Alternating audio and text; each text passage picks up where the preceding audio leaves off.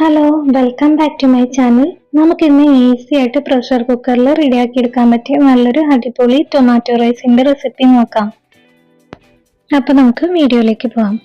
ഇത് റെഡിയാക്കാനായിട്ട് ഞാനിവിടെ ഒരു പ്രഷർ കുക്കർ ചൂടാക്കാൻ വെച്ചിട്ടുണ്ട്. അപ്പൊ അതൊന്ന് ചൂടായി വന്നു കഴിയുമ്പോൾ അതിലേക്ക് 1 ടേബിൾ സ്പൂൺ നെയ്യ് ചേർത്ത് കൊടുക്കാം.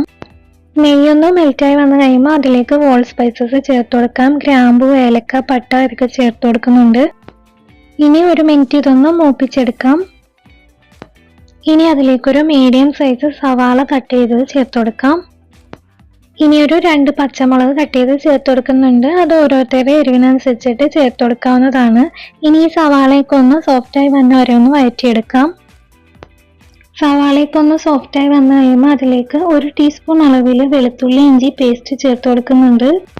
ഇനി ഈ വെളുത്തുള്ളിയുടെയും ഇഞ്ചിയുടെയൊക്കെ ഒരു പച്ചക്കുത്ത് മാറുന്ന വരെ ഇതൊന്ന് വഴറ്റിയെടുക്കുന്നുണ്ട്.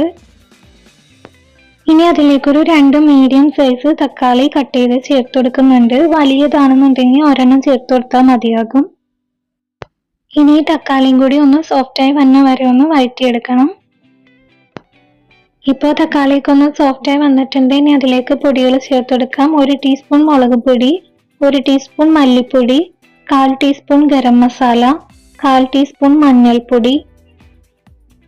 ഇത്രയും ചേർത്ത് കൊടുത്തിട്ട് ഇത് നല്ല പോലെ ഒന്ന് മിക്സ് ചെയ്തെടുക്കാം. ഈ മസാലയുടെ ഒരു പച്ചക്കുത്ത് മാറുന്ന വരെ ഇതൊന്ന് വഴറ്റിയെടുക്കാം. ഇപ്പൊ മസാല റെഡിയായി വന്നിട്ടുണ്ട്. ഇനി അതിലേക്ക് കുറച്ച് മല്ലിയില കട്ട് ചെയ്ത് ചേർത്ത് കൊടുക്കുന്നുണ്ട്. ഇനി അതിലേക്ക് റൈസ് ചേർത്ത് കൊടുക്കാം. ഞാനിവിടെ 1 കപ്പ് ബസ്മതി റൈസ് നല്ല പോലെ ക്ലീൻ ചെയ്ത് അതിന്റെ വെള്ളമൊക്കെ ഊറ്റി കളഞ്ഞിട്ട് എടുത്തിട്ടുണ്ട്. അത് ഇതിലേക്ക് ചേർത്ത് കൊടുക്കാം. എന്നിട്ട് ഇത് നല്ല പോലെ ഒന്ന് മിക്സ് ചെയ്തെടുക്കാം. ഇനി ഇതിലേക്ക് വെള്ളം ചേർത്ത് കൊടുക്കാം. ഞാനിവിടെ 1 കപ്പ് ബസ്മതി റൈസിന് 2 കപ്പ് വെള്ളമാണ് ചേർത്ത് കൊടുക്കുന്നത്. ഇനി ഇതിലേക്ക് ആവശ്യത്തിനുള്ള ഉപ്പ് ചേർത്ത് കൊടുക്കാം. എന്നിട്ട് ഇത് നല്ല പോലെ ഒന്ന് മിക്സ് ചെയ്തതിന് ശേഷം ഉപ്പ് ചെക്ക് ചെയ്തിട്ട് ഉപ്പ് ആവശ്യമുണ്ടെന്നുണ്ടെങ്കിൽ ചേർത്ത് കൊടുക്കാവുന്നതാണ്. ഇനി നമുക്ക് ഇത് അടച്ചു വെച്ചിട്ട് വേവിച്ചെടുക്കാം. മീഡിയം ഫ്ലെയിമിൽ 1 വിസിൽ വന്ന വരെയാണ് വേവിച്ചെടുക്കേണ്ടത്. 1 വിസിൽ വന്നതിന് ശേഷം ഗ്യാസ് ഓഫ് ആക്കിയിട്ട് അതിന്റെ പ്രഷർ മുഴുവൻ പോയതിനു ശേഷം ഇത് ഓപ്പൺ ആക്കാവൂ. ഇപ്പോൾ 1 വിസിൽ വന്നതിന് ശേഷം മുഴുവൻ പ്രഷറും പോയതിനു ശേഷമാണ് ഞാൻ ഇത് ഓപ്പൺ ചെയ്യണത്.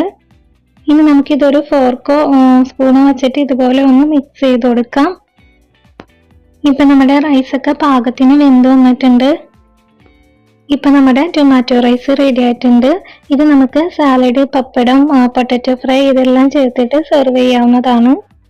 ഇത് നമുക്ക് കുട്ടികൾക്കൊക്കെ ലഞ്ച് ബോക്സിലേക്കൊക്കെ റെഡിയാക്കി എടുക്കാൻ പറ്റി ഈസി ആയിട്ടുള്ള റെസിപ്പിയാണ്. അപ്പൊ ഈ രീതിയിൽ ട്രൈ ചെയ്യാത്തവരാണെന്നുണ്ടെങ്കിൽ ഒന്ന് ട്രൈ ചെയ്ത് നോക്കണേ. എൻ്റെ വീഡിയോ ഇഷ്ടമാണെങ്കിൽ ലൈക്ക് ചെയ്യാനും പുതിയ വ്യൂവേഴ്സ് ആണെങ്കിൽ സബ്സ്ക്രൈബ് ചെയ്യാനും മറക്കരുതേ.